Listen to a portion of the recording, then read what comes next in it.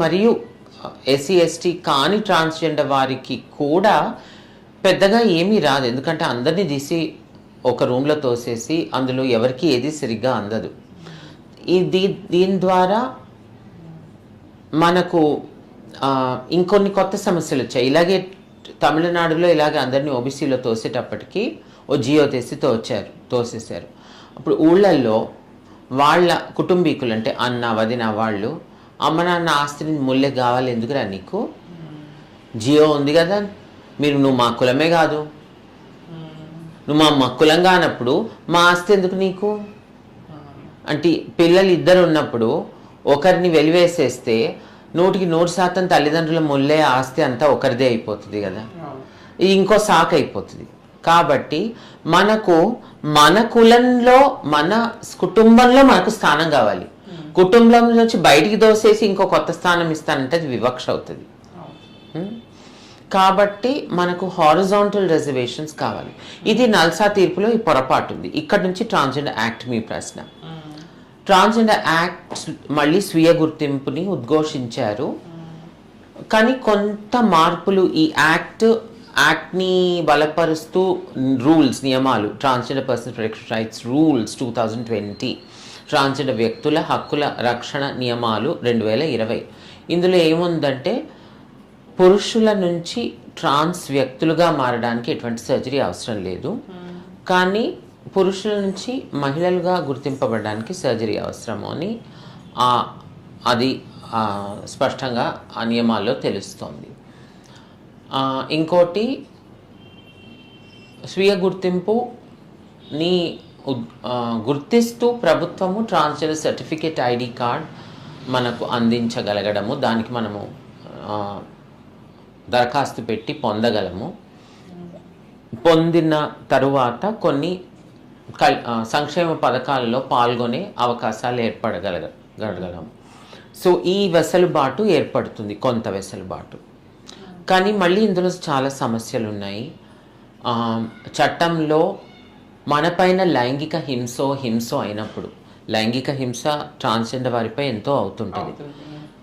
అదే మహిళ పైన అయినప్పుడు చట్టాలు చాలా కఠినంగా శిక్ష పడే చట్టాలు ఉన్నాయి.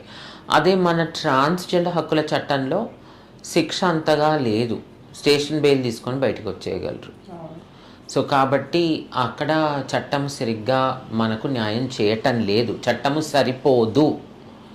మళ్ళీ ఇది సుప్రీంకోర్టు కమిటీ దీన్ని అధ్యయనం చేసి నివేదికలో రాయాలి, జస్టిస్ ఆశా మెనన్ గారి ఆధ్వర్యంలో.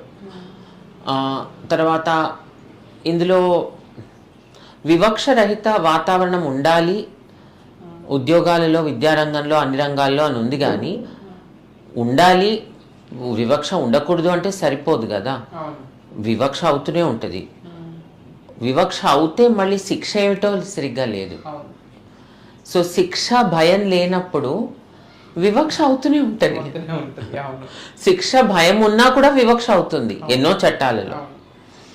కానీ ఇక్కడ వివక్షకు శిక్ష లేదు, హింసకు కూడా ఏం పెద్ద శిక్ష లేదు.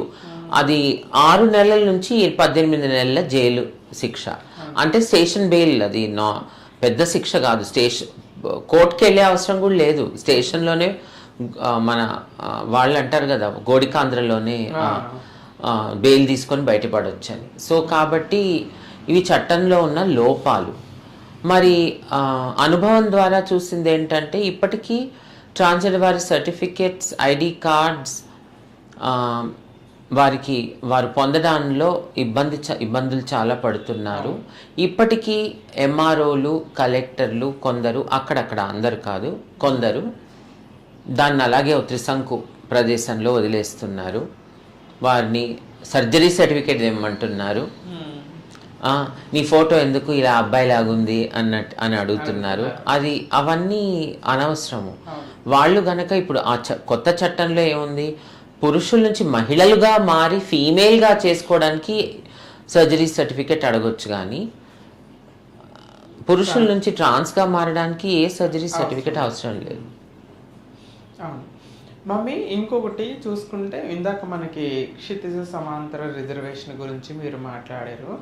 ఆల్రెడీ మీరు చాలామందికి అంటే ఐ మీన్ ఎడ్యుకేషన్ కోసం ఎగ్జామ్స్ రాసి సీట్ రాక రిజర్వేషన్స్ కోసం క్యాస్ట్ పరంగా కాకుండా మన కమ్యూనిటీ బేస్డ్ చేసుకొని క్షితిజ సమాంతర రిజర్వేషన్ ఇవ్వాలి అని చెప్పి చాలామంది కోసం ఫైట్ చేశారు. మన కమ్యూనిటీ వాళ్ళు దాని ద్వారా చాలామంది సీట్ వచ్చి చదువుకుంటున్న వ్యక్తులు కూడా గర్వంగా చెప్పుకుంటున్నారు, వైజయంతి అమ్మ నాకు హెల్ప్ చేశారు అనేసి. సో ఇది ఎలా సాధ్యం? ఎడ్యుకేషన్ ప్లస్ ఎంప్లాయ్మెంట్ రెండిట్లో క్షితిజ సమాంతర రిజర్వేషన్ కావాలంటే మనం ఏ విధంగా పోరాటం చేయాలి, ఏ విధంగా ఇది చేసుకోవచ్చు? ఇది సముదాయం, ట్రాన్స్జెండర్ సముదాయం పెద్ద ఎత్తున దీన్ని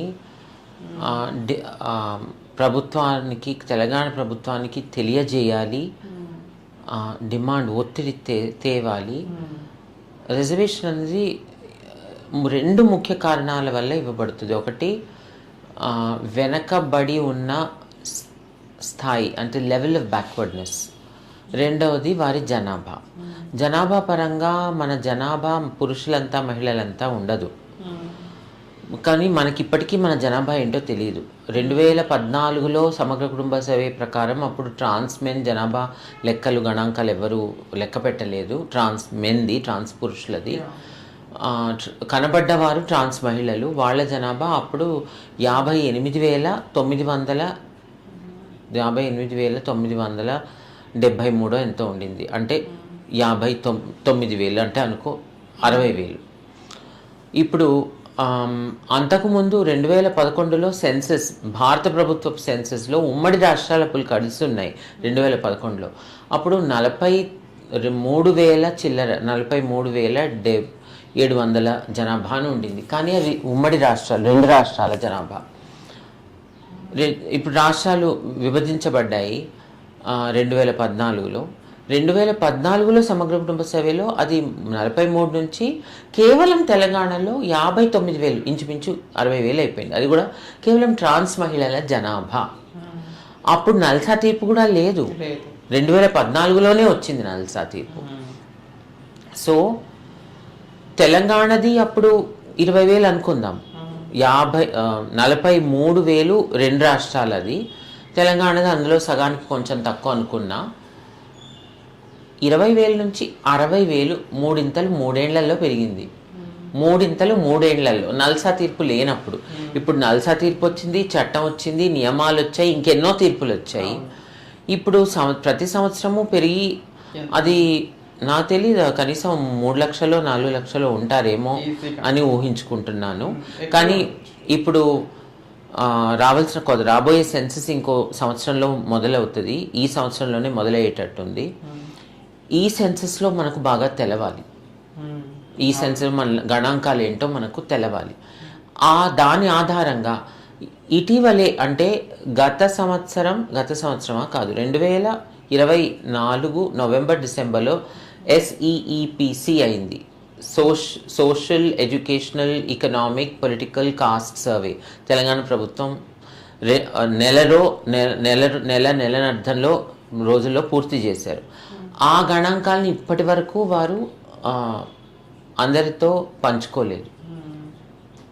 అంటే ఇప్పుడు మీరంటారు కోర్టులో ప్రభుత్వం ఏమంటది, వీళ్ళ జనాభా ప్రకారం ఇవ్వాలి, జనాభా లెక్కలు లేవు అంటారు. ఆ జనాభా లెక్కలు తీసింది మీరు ఇవ్వరు, మరి లేవు అంటారు. అంటే సమస్యను సృష్టించింది మీరే, సమస్య ఉందని మళ్ళీ మొత్తుకుంటుంది మీరే. అంటే ఏం అర్థం చేసుకోవాలి? దాగుడు మూతలు. కాబట్టి ట్రాన్స్జెండర్ వ్యక్తిగా జీవించి ఉండడమే ఒక పెద్ద పోరాటం, చాలా పెద్ద పోరాటం. ఘర్షణ అంటారు కదా, అలా చాలా పెద్ద పోరాటం. నాకైతే మన వాళ్ళు జీవించి ఉండడమే ఒక పెద్ద అచీవ్మెంట్ అనుకోవాలి. ఎందుకంటే అంచెలంచెలుగా ప్రతి అడుగులో ఒక అడుగు ముందుకెళ్తే 10 అడుగులు వెనక్కి వెళ్ళాల్సి.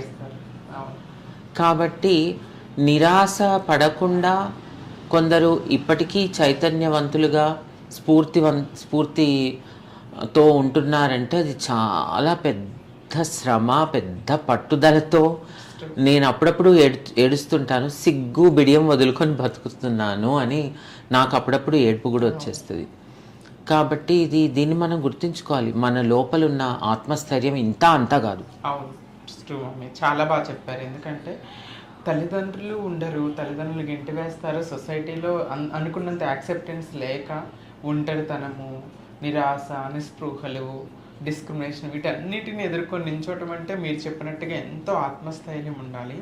మమ్మీ, అంతకుముందు కొంతకాలం కొన్ని సంవత్సరాల క్రితంతో పోల్చుకుంటే ఇప్పుడు మన ట్రాన్స్ పేర్ ఎల్జిబిటిక్వై వ్యక్తులు అన్ని రంగాలలో జాబ్స్ కానీ బిజినెస్లు కానీ చేసుకుంటూ కొంతవరకు ముందుకెళ్తున్నారు.